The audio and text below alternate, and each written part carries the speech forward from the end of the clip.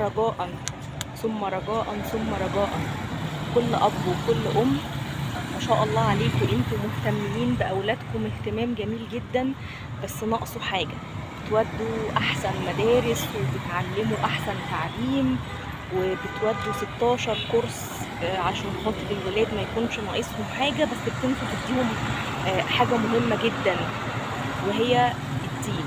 بتنسوا تودوهم يحفظوا قرآن أو يتعلموا دينهم، وده بيخليهم في الآخر يطلعوا للأسف الشديد مش عارفين يتعاملوا معاكم كأم أو كأب باحترام وبتقدير، وبإن انتوا ربنا سبحانه وتعالى نهاهم إن هم يقول لكم أف.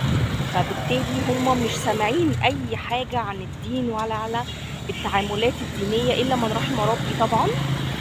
فبالتالي انتوا بتتفاجئوا بيهم لما بيكبروا هم بيعاملوكم معاملة خارجة تماما عن المعاملة الإسلامية، لأن هم متعلموش صح. فلو انتوا وديتوهم ان هم صغيرين يحفظوا قرآن أو يتعلموا دينهم، ده هيكون فايدة ليكوا انتوا قبل ما يكون ليهم هم في الدنيا والآخرة، لأن انتوا هتكونوا علمتوا ولادكم الدين وانتوا مأمورين بده، وهم هيتعلموا ازاي يعاملوكوا كويس لما يكبروا ولما انتوا تكبروا، فده هيعود عليكم انتوا بالمنفعه.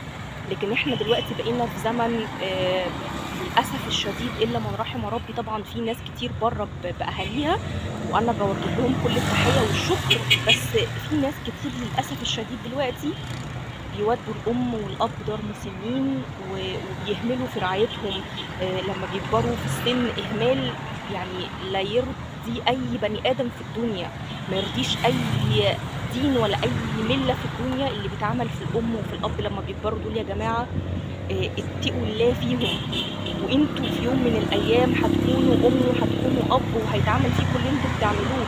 انا بسمع في البرامج وعلى الانترنت بعض الاشياء اللي والله العظيم بتخليني بحس ان احنا ما بقيناش عايشين في الدنيا، احنا بقينا عايشين وسط شياطين. الام والاب دول نعمه كبيره قوي من ربنا سبحانه وتعالى، انتوا ازاي قادرين وقلبكم ازاي جايبكم تعملوا فيهم كده؟ فرجاء ثم رجاء علموا اولادكم من وهم صغيرين دينهم علشان يطلعوا عارفين وفاهمين ازاي يعملوكم.